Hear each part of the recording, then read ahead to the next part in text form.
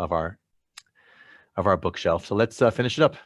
Amazing. Thanks, Ari. It's so great to be back with all of you. I feel like in this 5-session course and the 5 sessions before that, for those of you that have been here for these last 5 sessions, or certainly for the ones going back to the 10-session version of this, I feel like we've been on such a journey together, starting with Torah and Midrash, and then we had those 3 sessions that were in the world of Jewish law and Halakha that you really stayed with me there, and the ins and outs of Halakha.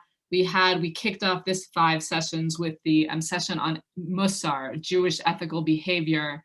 And now we've been in the world of revelation for the past 4 sessions, beginning with revelation through mysticism, through Hasidut, then revelation through Jewish theology, feminist Jewish theology. And now this week, we're really going to dive into modern poetry to continue that personal experience into revelation. I'll just say something that's been really amazing about teaching this course and revisiting this course for me is it's an opportunity to revisit my own bookshelf. That when I first created this course many years ago, the sessions were really different and the texts we focus on. And so there were some core texts that have stayed the same, but some of the texts that we're focusing on in this version of the class that I'm teaching now are works and rabbis that are new to me that were not on my bookshelf 5 years ago. And so even as my own bookshelf has evolved, this course has evolved. And I think that that's really exciting, which is to say, if I were to teach the same course or you were to take the same course in 5 years, my bookshelf might be different, so the course might be different. And as Ari said, I think that is the hope for the class. We're going to come back to this at the end. There's going to be a chance to debrief and process and hear some of your thoughts on what you're taking away. But a question that I would ask you just to be thinking in your mind already is, what are the texts that we've learned that have been surprising to you, that either have been surprising or you discovered a text that you didn't know about? What are the sort of the sessions that we've encountered that have been challenging or harder for you to get into? And the question I think is most exciting is, like, is there a book or a work that you would like to add to your Jewish bookshelf? Is there a new learning goal you're setting for yourself that you had never learned about Hasidut before, but now you want to learn a little bit more about Hasidut, or you never learned about Halakha, Jewish law before, but now you want to learn a little bit more about the Shulchan Aruch?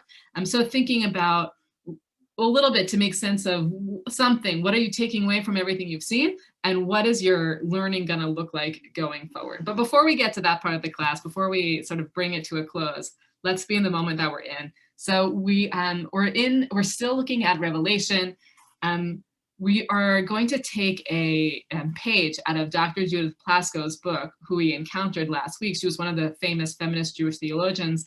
And she said the question of Jewish feminist theology is asking the question, how would our conception of God and how would our understanding of Torah be different if women were full participants in the creation of our Jewish canon, in the creation of our Jewish literary? How would it change how we think about Torah, how we think about God, if women's voices were included in that experience of creating the text? And one of the things that Judith Plasko says is, she says the very beginning of that project, before we can get to that stage of bringing women's voices to that project, is that we first have to notice the silence. We have to notice all the places where women are absent, notice the places where either their voices aren't being heard or their voices are being actively suppressed, and we have to listen to those silences, and only then can we bring in their voices. So that's the moment that we're going to be in for this class. I want to go into screen sharing now. And we're going to review one of the texts that we saw briefly last week. Here we go. So we're going to look at one of those moments of silence just before, by way of paving the ground. We're going to hopefully see 3 different poets today. And there are 3 different female poets. There are 3 different very personal experiences with Revelation and Sinai, how they relate to Sinai. But before we can do that, we have to lay the groundwork. So this is a text we looked at last week. We were noticing, this is something that Dr. Judith Plasko writes about a lot in her book, Standing Again at Sinai. She points out these verses in Exodus, these voices around Revelation. So the Lord said to Moshe, go to the people and warn them to stay pure today and tomorrow. Let them wash their clothes. Let them be ready for the 3rd day. For on the 3rd day, the Lord will come down in the sight of all of the people on Mount Sinai. So noticing God's language here, God says to Moshe, go to the people, What people? All of the people, El Ha'am, and warn them to stay pure and be ready on the third day. Who? All of the people. Because in the sight of Le'anei kol ha'am al har Sinai, in the sight of all of the people, God will descend. So what's really clear here is Sinai and Revelation is for all of the people, and all the people have to get themselves in a state of spiritual purity so that they're ready to be present for Revelation. And then just a few verses later, Moshe is then relaying God's message to the people, but something gets lost in translation from God to Moshe to the people. It says, Moshe came down from the mountain to the people and warned the people to stay pure. Great. And they washed their clothes. And he said to the people, be ready for the third day. Do not go near a woman. And something that Dr. Plaskow points out is, as soon as the text says, Al tikshu elisha, do not go near a woman, it suddenly implies that the main audience for receiving this text and perhaps for receiving the revelation is men. That women are being singled out and men are becoming the default readers and the default receivers of revelation, whereas that's not what God said in the original. God said all of them need to be ready. And here we're being told, how is that going to happen? The default person that's being spoken to is men, and women seem to have been sidelined. Do not go near the woman. On the third day, as morning dawned, there was thunder and lightning and a dense cloud upon the mountain and a very loud blast of the horn, and all the people who were in the camp trembled. Moses led the people out of the camp toward God, and they took their places at the foot of the mountain. Just want to read that description again. So this is the description of, and what's going to follow right now is the giving of the 10 commandments. It's God's voice coming down on high. So these are the adjectives, these are the emotions surrounding Revelation. As the morning dawned, there was thunder and lightning and a dense cloud upon the mountain and a very loud blast of the horn, and all the people who were in the camp trembled. Moses led the people out of the camp toward God, and they took their places at the foot of the mountain. I just want to take a moment in the chat. I would love for you just to jot down a word or a phrase. How do you imagine it would have felt to be present for this revelation? A couple of questions there. Do you feel like the experience of revelation here is a communal experience or an individual experience? And also, what do you think are some of the emotions? What would the personal experience have been of being present for revelation? It could be a word, it could be a phrase, it could be a sentence. We want to get a sense of how people are understanding this moment of the Torah being given over.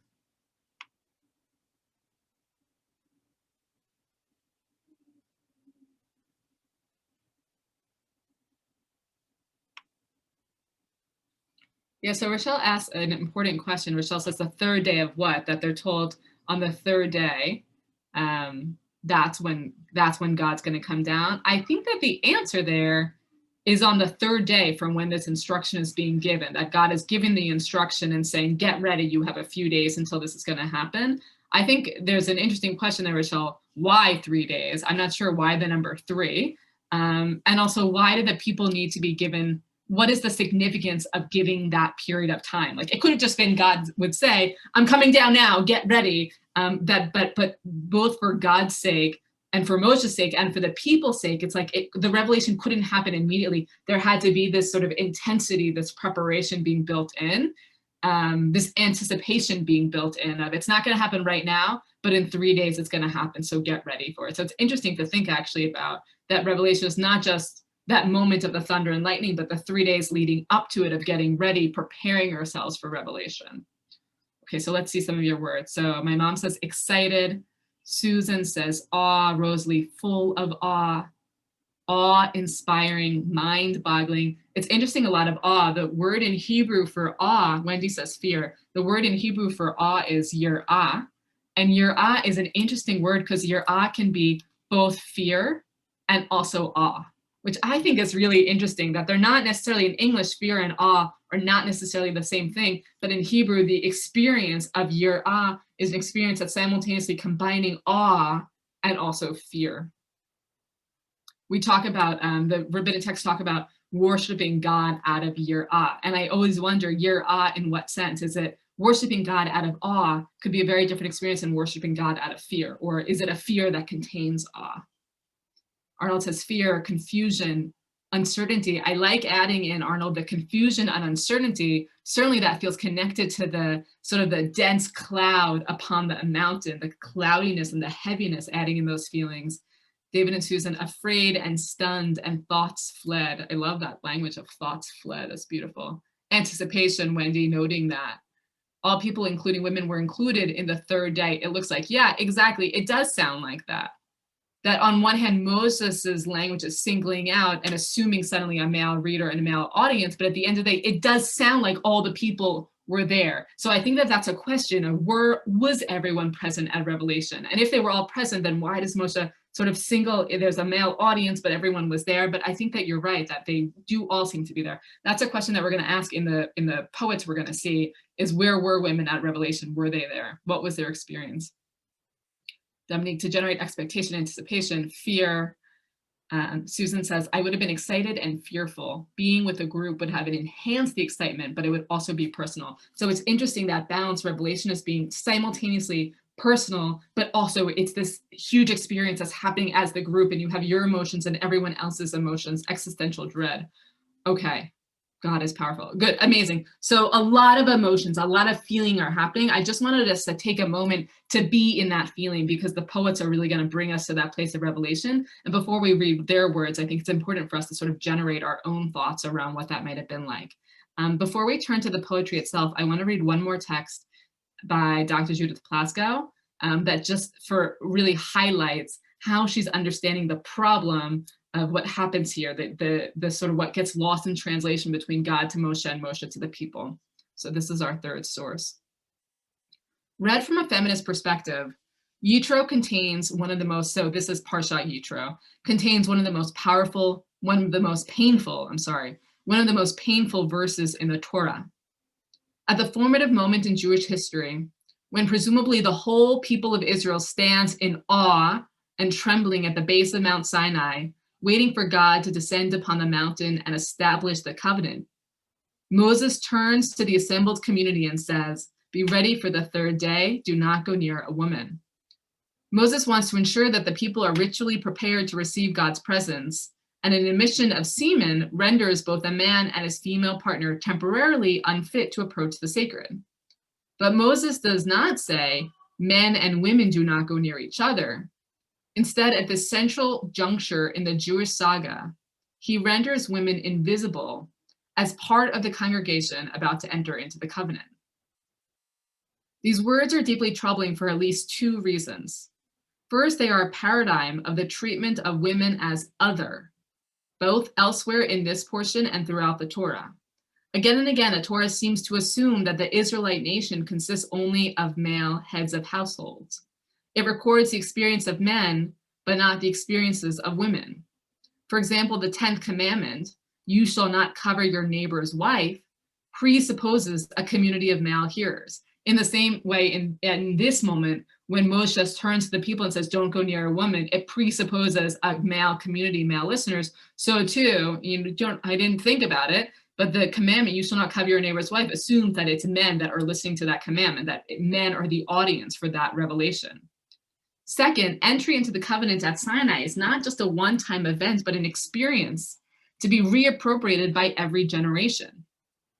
Every time the portion is chanted, whether as a part of the annual cycle of Torah readings or as a special reading for Shavuot, women are thrust aside once again, eavesdropping on a conversation among men and between men and God.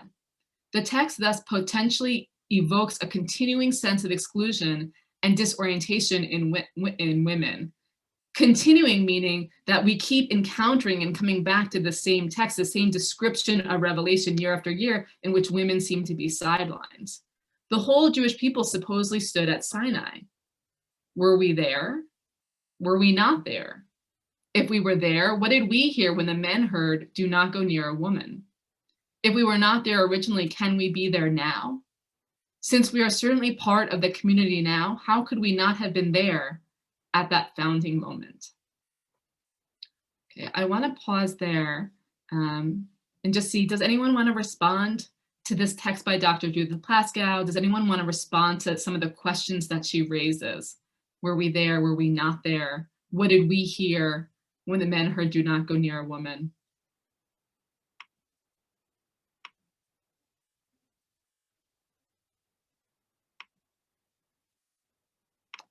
That's interesting, Vivian. Would this be justification for continued separation of women in Orthodox services?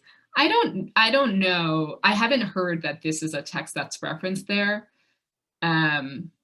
Normally the thinking around separation, there are other texts that's referenced there about being afraid of the Yetzer Hara, the evil inclination being aroused, and men being distracted by women or vice versa, and sort of the purity of thought that's required, the assumption that there would be some sort of like inappropriate lustful gaze. So there are other texts that people look at, but that is, Vivian, actually really interesting to connect it to this text that even, yeah, so I'm not sure if that's Susan here that's commenting, only men can control themselves. Yeah, so this will take us very off topic, but it's a very interesting topic. Judaism, some of the problematic ways in which rabbinic texts think about the evil inclination and sort of uncontrollable sexual impulses. On one hand, it's problematic because normally it demonizes women as like the wild other that we have to be afraid of and not look at. And on the other hand, it actually sort of implies really bad things about men too, as though men can't control their impulses. So it's actually problematic. I think some of those texts around the evil inclination and sexual impulses are problematic both in the depiction of women as sort of the lustful, arousing, temptress, whatever, and also problematic for men and how they seem to characterize men as not being able to control themselves.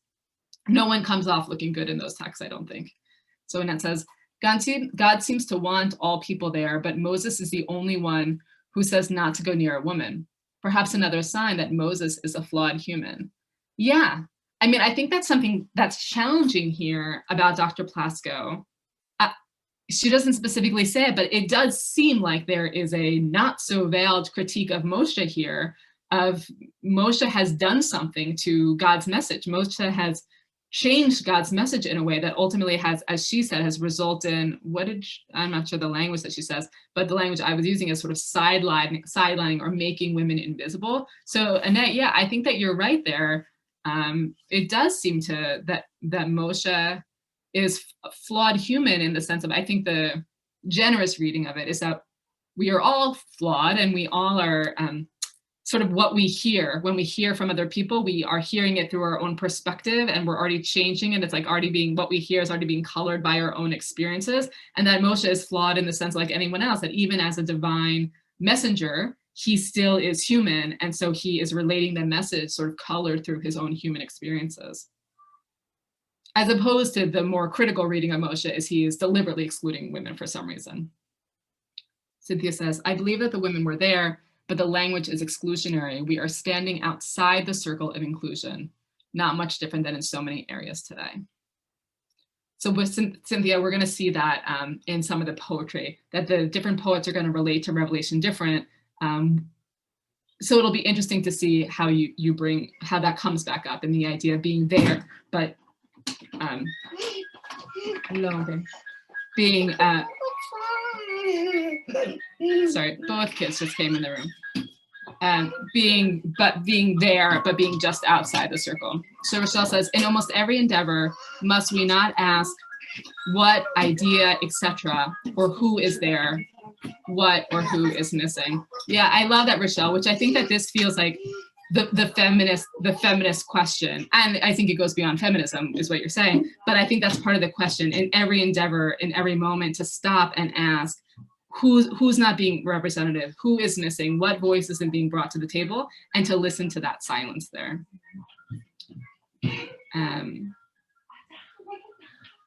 Okay.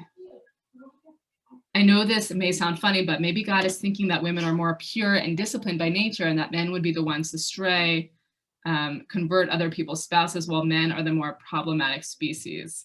That's what you just spoke of. Okay, yeah.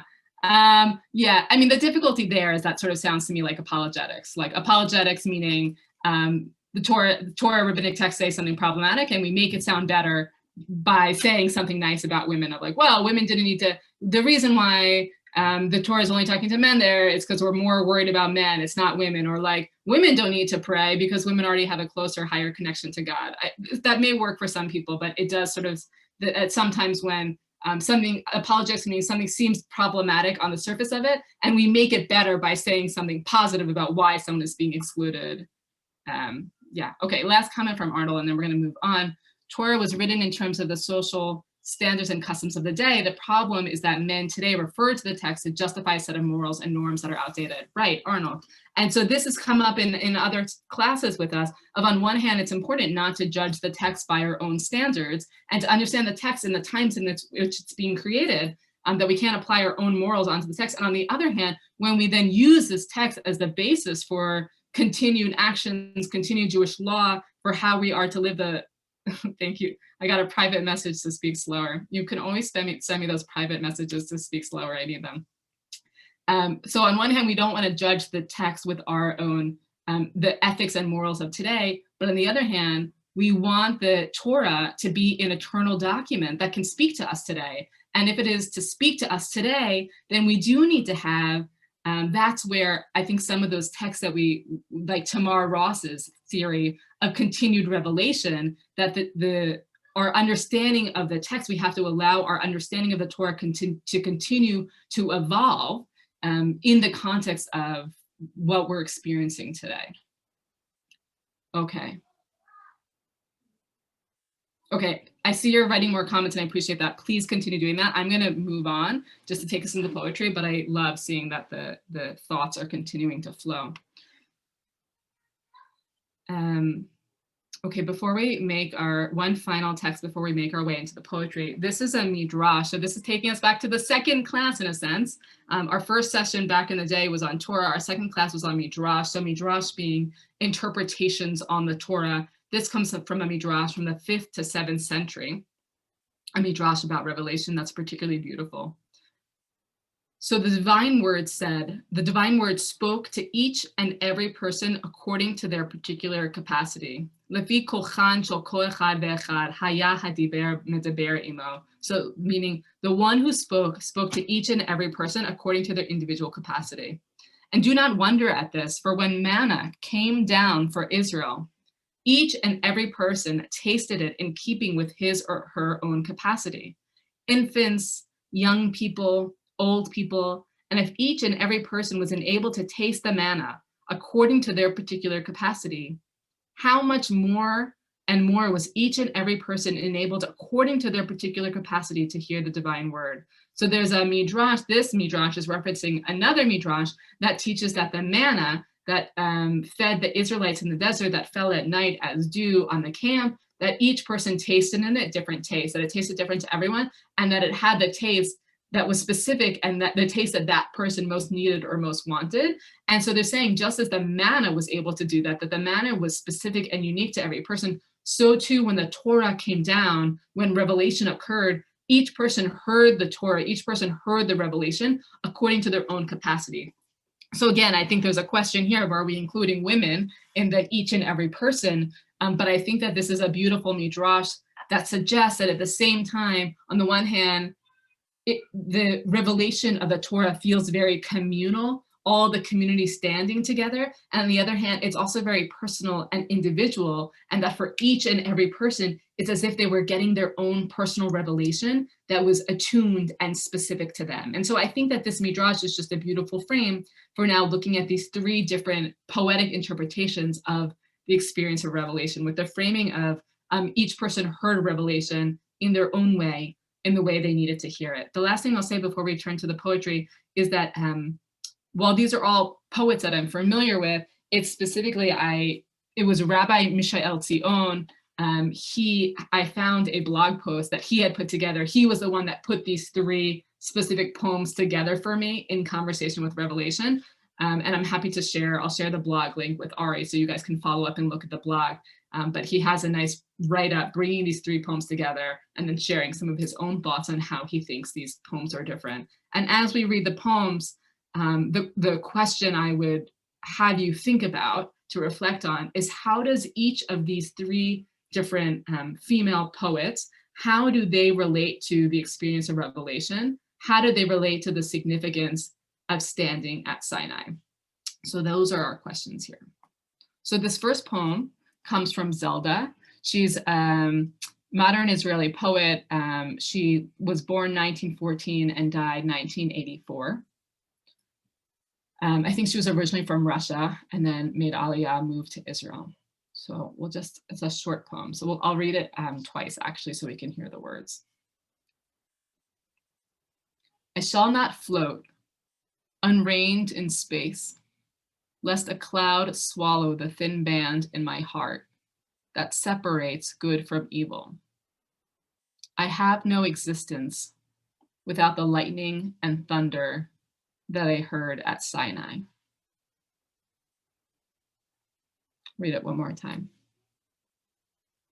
I shall not float, unreined in space, lest a cloud swallow the thin band in my heart that separates good from evil. I have no existence without the lightning and thunder that I heard at Sinai. So just by way of getting started, sometimes when we read poetry, it can be hard to get into it. It can be hard to access. There's maybe a feeling you like about it or a feeling you want to know more about, but it's hard to sort of break apart the language.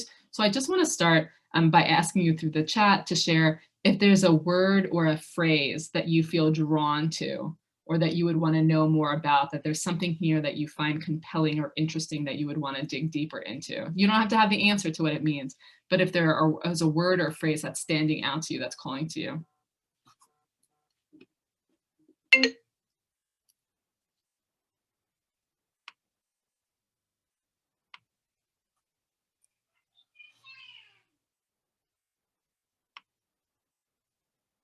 So just while you're writing your phrases, just respond to something that Rochelle had asked. Is revelation restricted to Sinai, or is it revelation when one becomes aware of God's presence? Yeah, so Rochelle, that's the question that we keep coming back to, of what is revelation. I think very much the way that I'm using it, and I think the way that I think revelation can mean a lot of things. I think revelation narrowly can just be the revelation of the 10 Commandments or the Torah at Sinai. I very much think also when we're talking about revelation, we're talking about becoming aware of God's presence. There also, I've been reading some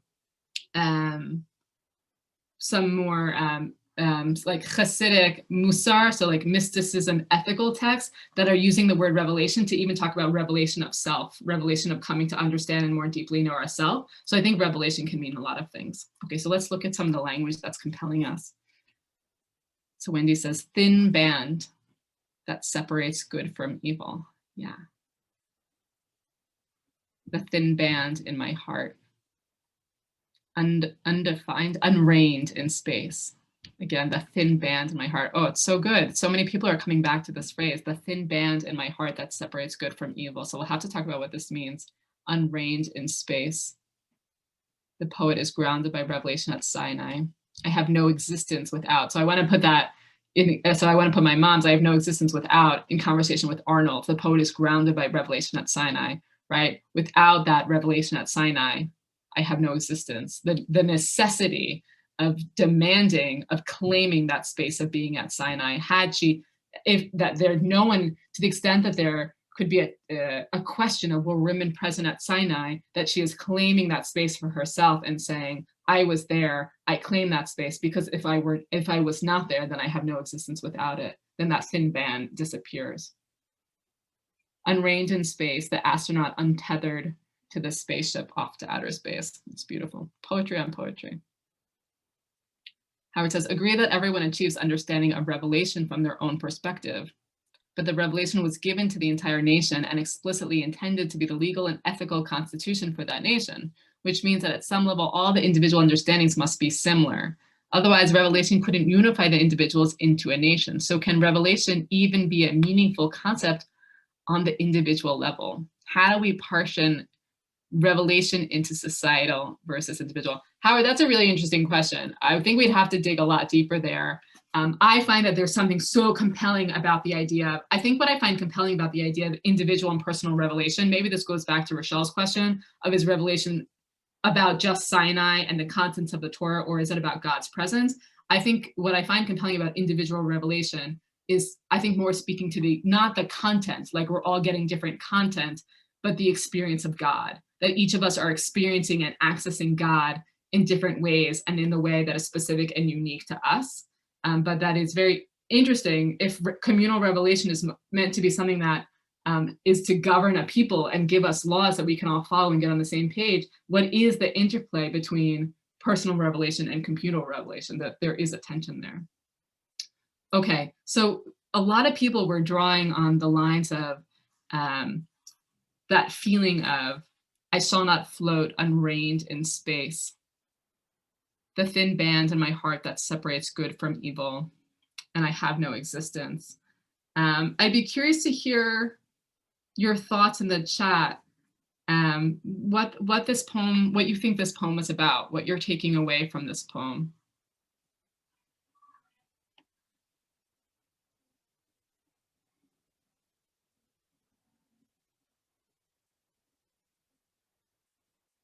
Either what you think this poem is about, or if you have a sense of, like, what is it for the people that called out the line, the thin band in my heart that separates good from evil, what you think that line means to you, or unreined in space, what does that line mean to you?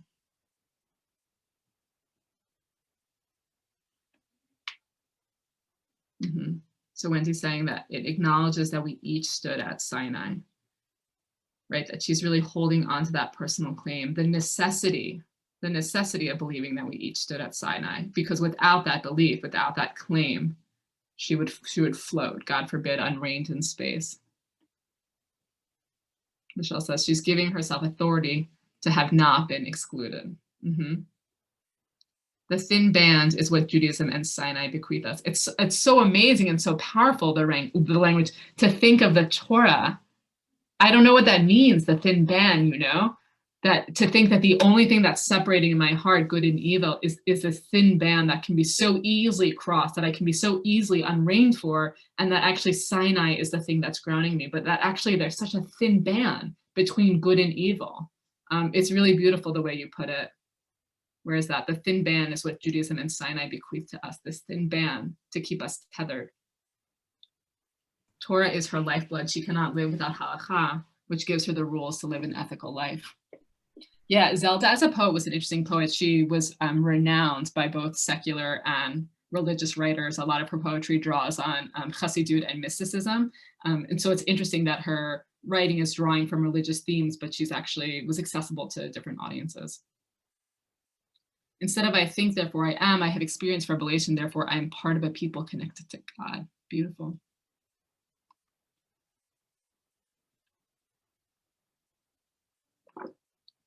We are reigned by the revelation, which is the thin band. It's a beautiful way to put it, Mimi.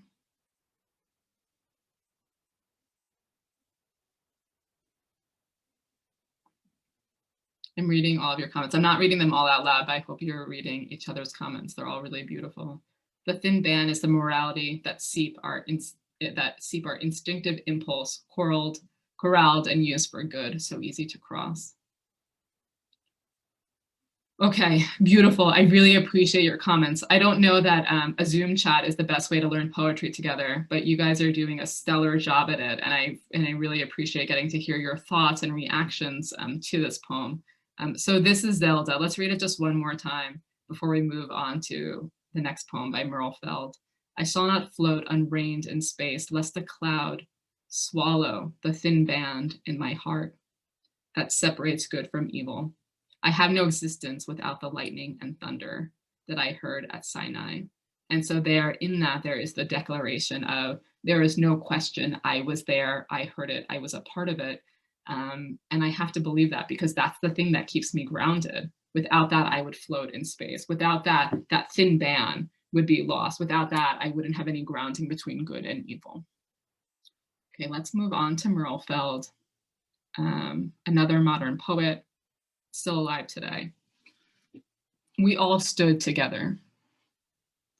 My brother and I were at Sinai. Oh, and she notes, noting the dedication. This is Merle Feld, and she dedicates it to Rachel Adler. Rachel Adler, we didn't actually look at her. I explained a little bit. You had a text by her, the third text on the source sheet last week. I just said a little bit about her. But Rachel Adler is another one of the very prominent, famous feminist Jewish theologians.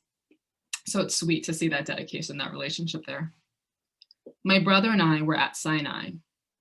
He kept a journal of what he saw, of what he heard, of what it all meant to him. I wish I had such a record of what happened to me there. It seems like every time I want to write, I can't. I'm always holding a baby, one of my own, or one for a friend. Always holding a baby, so my hands are never free to write things down. And then, as time passes, the particulars, the hard data, the who, what, when, where, why, slip away from me. And all I'm left with is the feeling. But feelings are just sounds, the vowel barking of a mute. My brother is so sure of what he heard. After all, he's got a record of it. Consonant after consonant after consonant.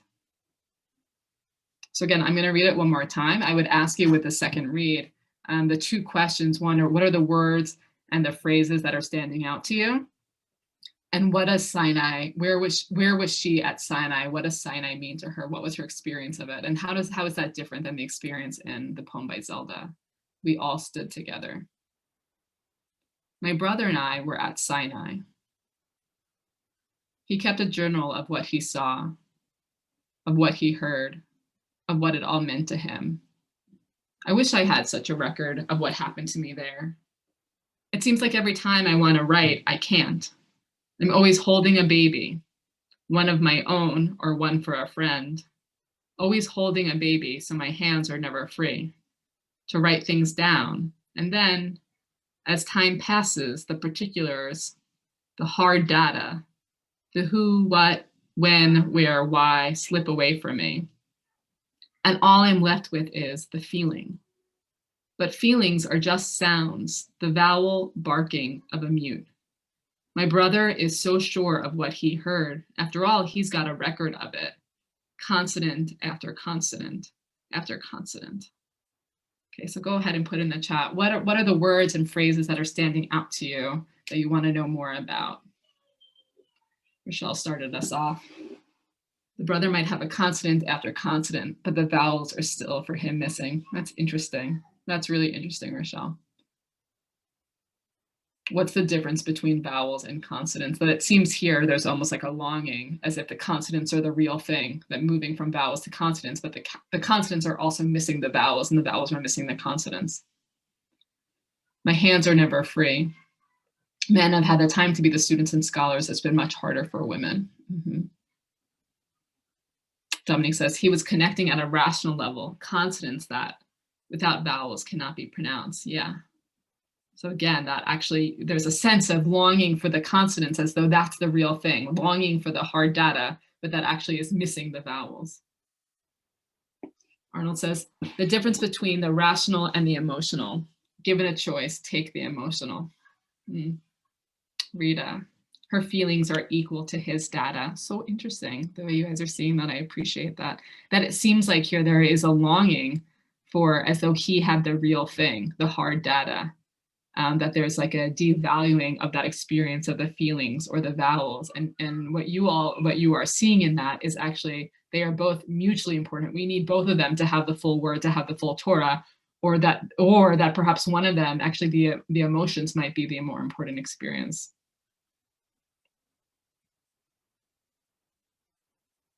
Women were present, but have responsibility for well-being of society. The last lines are so clever. There are no vowels in the Torah.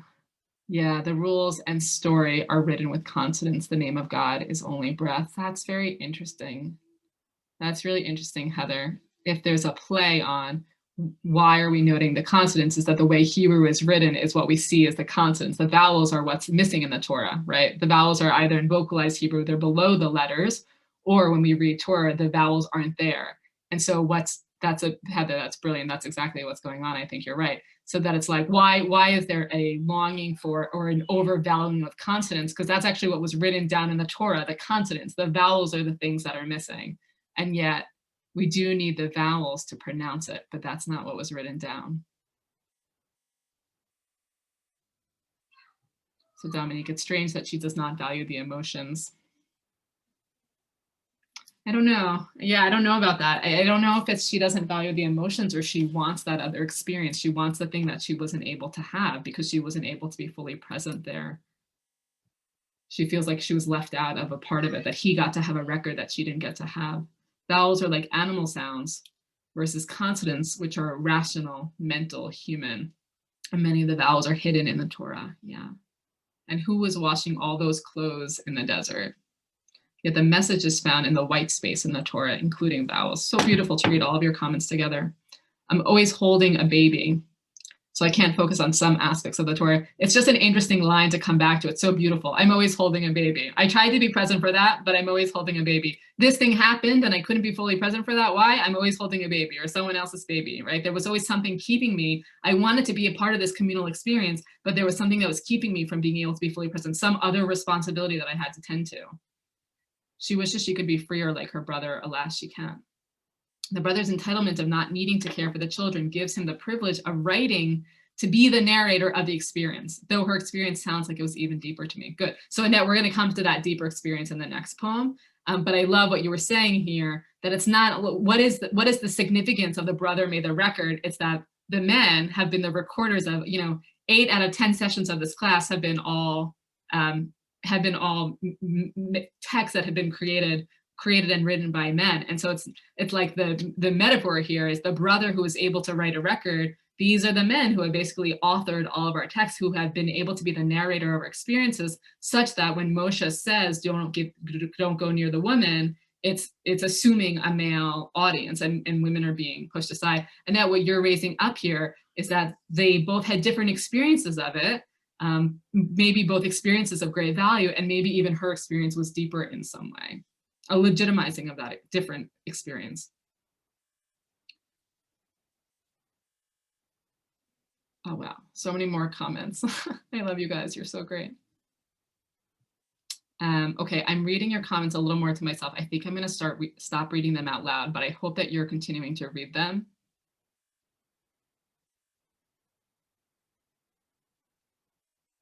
Yeah, amazing.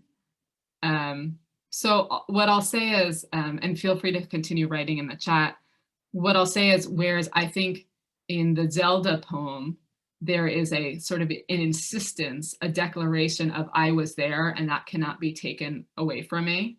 And the necessity of not having that taken away from me, that to take that away would to leave her untethered in space. In Merle Feld's poem, she's still there. The woman is a part of it, but she seems to be there in a way that's both there and not there, but caring for other responsibilities, there in a way that makes her not the narrator of the experience, because it was actually the brother who had his hands free that was able to write it down. And then that experience becomes the record of what actually happened. So in her poem, there seems to be, I'm there, a there, not there kind of tension. And what a lot of you highlighted, which I really appreciated, is actually the necessity of having both of those experiences. You can't have the Torah, you can't vocalize the Torah, you can't read the Torah without the consonant or the vowels. That it seems like on the one hand, the Torah stands alone with the consonants, that's how it's actually written, but actually you need both of those. You need both of those perspectives to have the fullness of the Torah. Okay, we're gonna read one more poem together.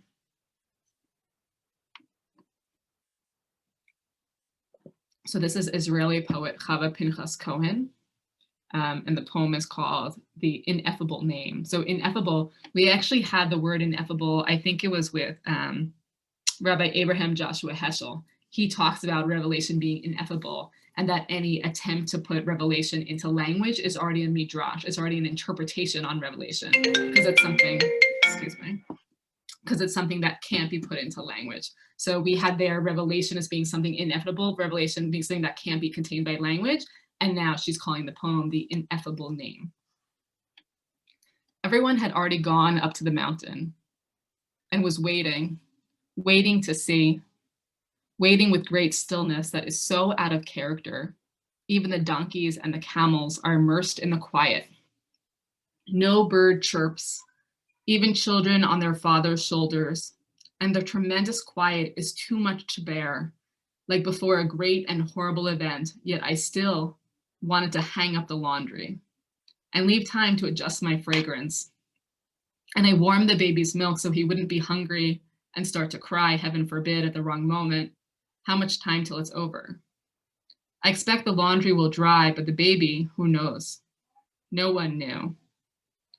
And I saw that a light wind, like the breath of a sleeping man, went through the laundry, and inflated the belly of my nightgown, and the Sabbath tablecloth was a white sail in the middle of the desert. And we departed from there upon the pale blue, far away to a place where we'll crack open pomegranates and suck their juices, to a place where love is an ineffable name. So I'm going to read this one more time. And again, the question I would ask you is, where is she in Revelation? What's her experience of it? And also, what are the words and lines that stand out?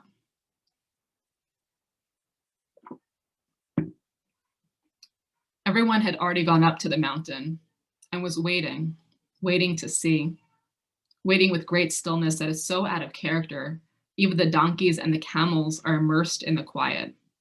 No bird chirps, even children on their father's shoulders, and the tremendous quiet is too much to bear, like before a great and horrible event. Yet I still wanted to hang up the laundry and leave time to adjust my fragrance, and I warmed the baby's milk so he wouldn't be hungry and start to cry, heaven forbid, at the wrong moment. How much time till it's over? I expect the laundry will dry, but the baby, who knows? No one knew. And I saw that a light wind, like the breath of a sleeping man, went through the laundry and inflated the belly of my nightgown. And the Sabbath tablecloth was a white sail in the middle of the desert. And we departed from there upon the pale blue, far away to a place where we'll crack open pomegranates and suck their juices, to a place where love is an ineffable name. Okay, I'd love to hear your responses to this. Lines that are standing out to you, her experience of Revelation, how this differs to the other poems, what this poem means to you.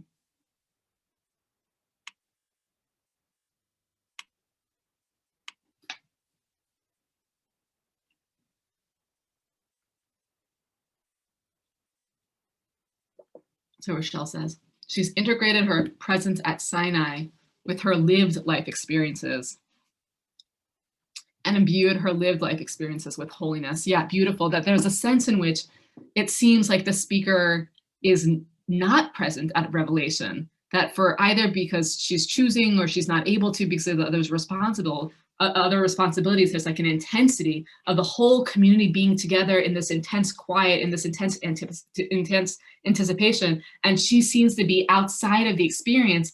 And yet she is having her own personal experience of Revelation, that just these moments of hanging the laundry, there is this holiness that goes through this action. And that seems like her own personal experience there of Revelation.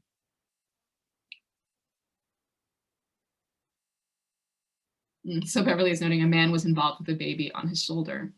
Wendy says, it reflects the many layers of thought that women experience, their responsibilities even when called to something else. Yeah.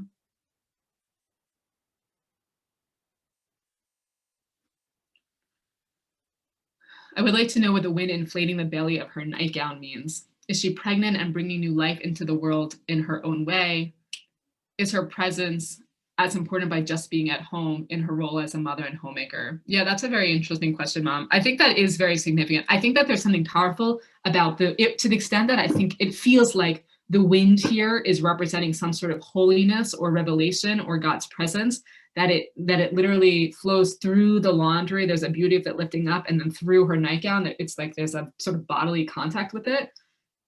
I do wonder the significance of inflating the belly of the nightgown. It's, as you were saying, some sort of speaking to birth. I think it does seem to be giving credence and legitimacy to this very different and other experience of Revelation that is about being a homemaker and being with the laundry and being with the baby and warming the milk.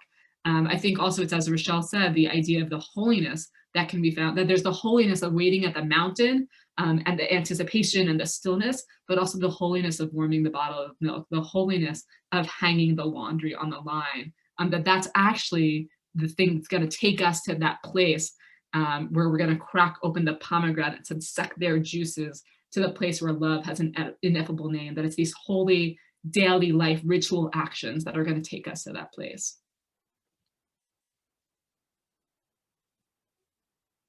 So Beverly says, the poem was written from a contemporary perspective, heating up a bottle for the baby. not with a bang, not with a bang, but in a whimper. Yeah, that's beautiful. That must be a quote, Rhea, that I don't know. But that sounds exactly right, that when we think about Revelation, when you think about the Torah described Revelation in the thunder and the lightning and the sound of the shofar blasting. And now this is a very different experience of Revelation. This is a revelation that's quiet. It's a revelation that's personal, the lightness of the wind. There's like a gentleness to this revelation. Howard says her revelation is that God is love, not the words. Beautiful.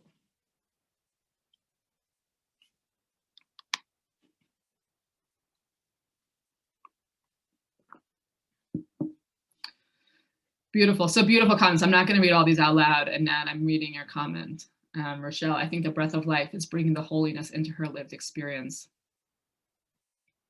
You all are writing such wonderful things. So I very much encourage you. Oh, that's E.E. Cummings. Thank you, Vivian, for quoting that. I do love E.E. Cummings. Arnold, God is heard by the prophet as a still small voice. So all of your comments are just so beautiful, and I really appreciate them. So please continue writing them and continue reading each other's comments.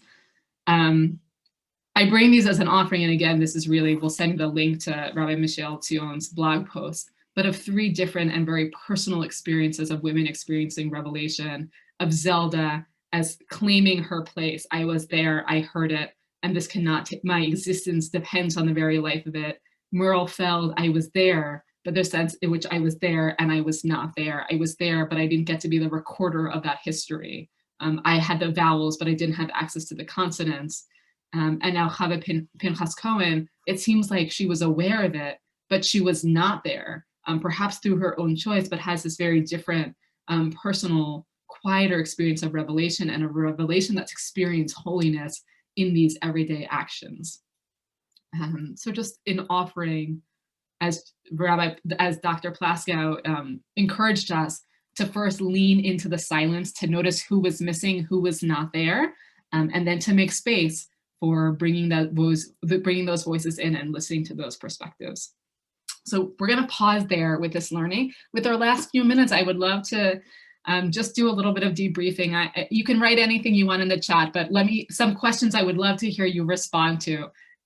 Is there something that you learned or a text that encountered that surprised you or you fell in love with? Is there a session or a text that you learned that you found particularly challenging or hard to access?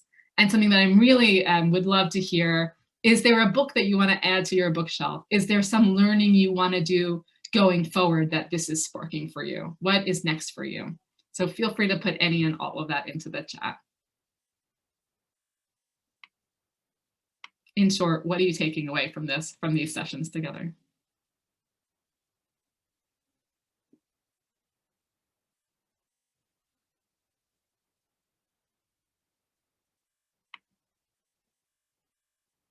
I can see all of your faces.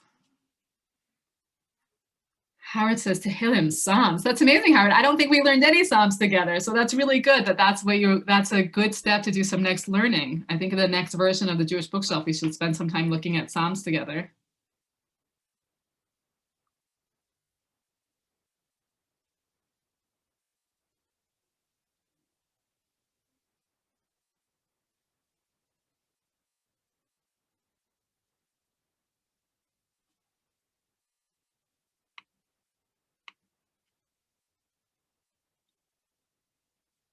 Heather, love the Midrash on Noah's dove, thought it was so wise and sensitive. Oh, Heather, you're taking us back to many, many months ago. So Heather's talking about the Midrash, Tamar Biala's Midrash. So that really, in a sense, also could have belonged in this class of a very modern text of focusing in on the dove and the raven and different responses to trauma and crisis and the ways in which resilience can look different. I love that Midrash. That's one of my favorites. Cynthia says, the exposure to Jewish women writers and teachers.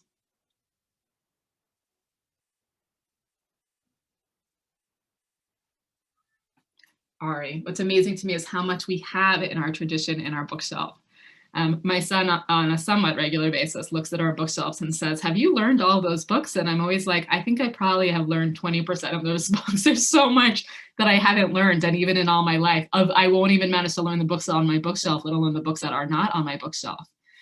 And I think that's an incredible thing in Jewish tradition, that there is always so much more we could be learning every year, and also can be an intimidating thing.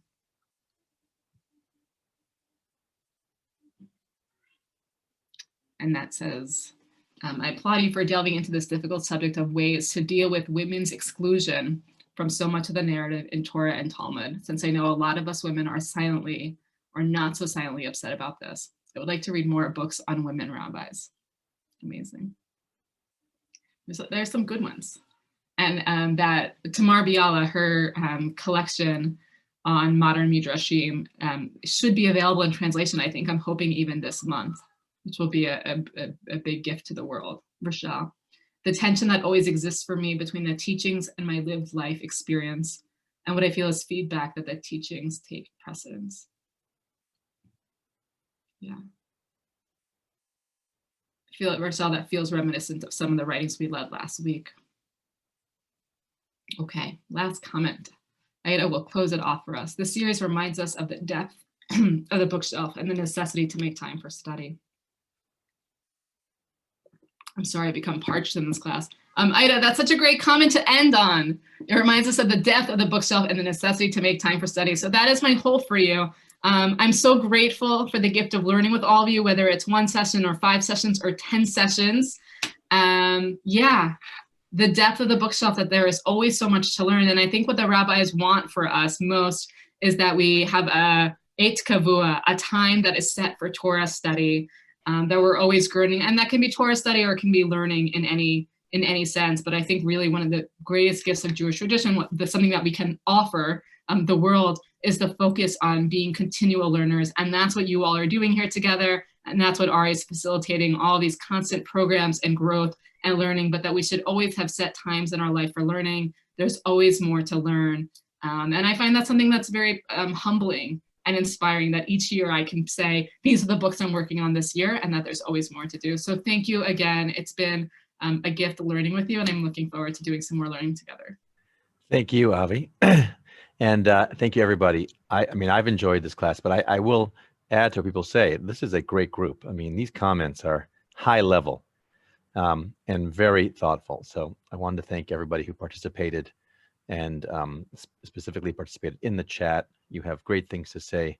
And I'm glad this is the benefit of COVID. we have this series and we found Rabbi Avi, and she will be back. I asked Rabbi Avi to share some Hanukkah ideas with all of us. So if you stay on 1 second, she'll share some ideas, and then I will email them as well. And with that, we'll go on the rest of our day. So what do we have? What do you have from Hadar for us? Amazing. So coming up from Hadar, there are 2 main offerings that we have for you. One is every night for the week of Hanukkah. I don't remember the exact time, but around like 5:30, 6 o'clock, we're doing a nightly candle lighting that comes with a 15-minute short teaching by a different faculty member each night. So it's a really sweet way to get a little bit of Torah, to get to know the style and teaching of different faculty, and to have a text to take with you and then light the candles. And we'll send a link for that. And the other is that we have made a companion guide for Hanukkah that I had a big role in making, where each night we pull together 1 or 2 texts for you to look at with some questions to look at. And the main arc of the companion guide, just to sort of give it away, is a lot of times when we think about Hanukkah, when we look at the lights of the menorah, of the Chanukiah, we focus on the light.